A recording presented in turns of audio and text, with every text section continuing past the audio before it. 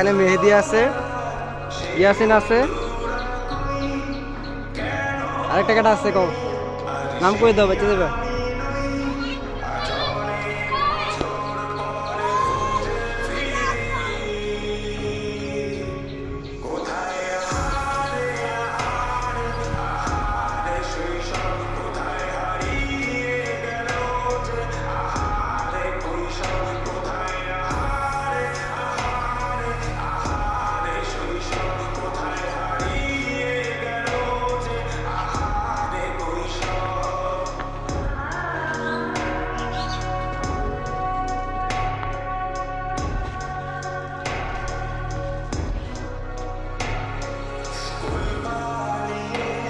আরেকজনকে দুজন পাওয়া গেল, ইয়াসিন আর মেহেদি।